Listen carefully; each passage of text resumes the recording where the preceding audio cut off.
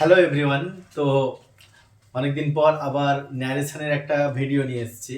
আমরা আগে narration practice করছিলাম এবং অ্যাসার্টিভ সেন্টেন্সের উপরে আমরা কিন্তু ন্যারেশন অনেকটা জেনে গেছি। অ্যাসার্টিভ সেন্টেন্সে কীভাবে ন্যারেশন থাকে এবং কিভাবে টাইম চেঞ্জ হয়, টেন্স চেঞ্জ হয়, এবং অ্যাসার্টিভ সেন্টেন্সে যদি কোনো ন্যারেশন থাকে এবং সেটা চেঞ্জ করার যে রুলস, সেটা কিন্তু আমরা আগের ভিডিওতে আছে। যদি কেউ না দেখে থাকেন তাহলে আগের ভিডিওগুলো আমার ইউটিউবে দেখে নেবেন, তারপর কিন্তু এই প্র্যাকটিস সেটে আসবেন। ঠিক আছে? তো তাহলে আজকে আমরা প্র্যাকটিস সেটটা দেখে নেই, যে এখানে দুটো এক্সাম্পল দেওয়া আছে ন্যারেশন চেঞ্জের। সেটা হচ্ছে অ্যাসার্টিভ সেন্টেন্সে। আমরা অ্যাসার্টিভ সেন্টেন্সে প্র্যাকটিস করছিলাম, তো দুটো প্র্যাকটিস দিয়েছি এখানে।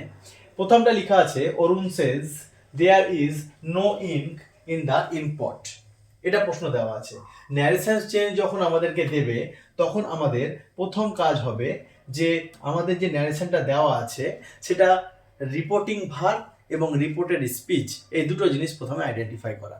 তো প্রথমে আমরা দেখেছি যে রিপোর্টিং ভার্ব, এই যে প্রথমটুকু শুরুর আছে, এটা হচ্ছে স্পিকার। আমরা বলেছিলাম যে এটা হচ্ছে স্পিকার, অর্থাৎ যে বলছে, আর এটা হচ্ছে রিপোর্টিং ভার্ব, এটা হচ্ছে রিপোর্টিং ভার্ব। ঠিক আছে? তাহলে রিপোর্টিং ভার্বটা আমাদেরকে প্রথমে দেখতে হবে কোন টেন্সে আছে। তাহলে দেখেন এটা কোন টেন্সে আছে, এটা সেজ আছে, মানে এটা প্রেজেন্ট টেন্সে আছে। তাহলে এটা প্রেজেন্ট টেন্সে আছে। এবং তারপরে যেটা দেখতে পাচ্ছি সেটা হচ্ছে রিপোর্টেড স্পিচ। রিপোর্টেড স্পিচটা আমাদের অ্যাসার্টিভ সেন্টেন্সে আছে। রিপোর্টেড স্পিচটা আমাদের অ্যাসার্টিভ সেন্টেন্স। তাহলে অ্যাসার্টিভের ফর্মুলা পুট করতে হবে। তাহলে আমরা দেখে নেব অ্যাসার্টিভের নিয়ম হচ্ছে যে সেজ আছে, আর সেজ আছে তাহলে সেজের বদলে সেজটাই বসে। প্রথম কথা হচ্ছে যে এটা যদি প্রেজেন্ট টেন্সে আছে, যেহেতু রিপোর্টিং ভার্ব, সেহেতু রিপোর্টেড স্পিচের কিন্তু টেন্সের কোনো পরিবর্তন হবে না। অর্থাৎ যে টেন্সে থাকবে আমরা কিন্তু সেই টেন্সেই সেটাকে রেখে ন্যারেশন চেঞ্জ করতে হবে। তাহলে প্রথমে আমাদের আছে অরুণ সেজ, তাহলে যেটা আছে স্পিকার সেটা সেম থেকে যাবে, সেটা লিখে নেব। তাহলে প্রথমে লিখে নিলাম অরুণ সেজ, লিখে দিলাম অরুণ সেজ।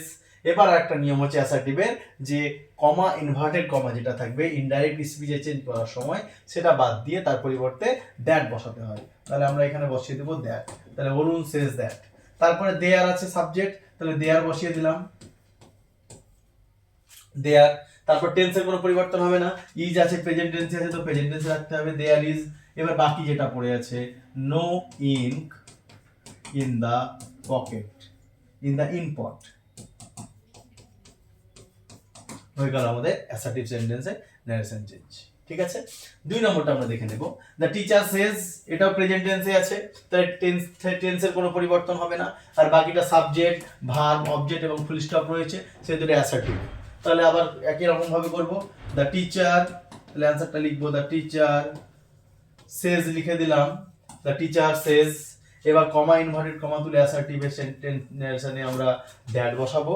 এবং বাকি আছে দ্য গার্ল। এবার এটা কিন্তু স্মল লেটার ইউজ করতে হবে আমাদেরকে। ঠিক আছে? দ্য গার্ল ওয়াজ লেজি, এবং লাস্টে অবশ্যই ফুল স্টপ।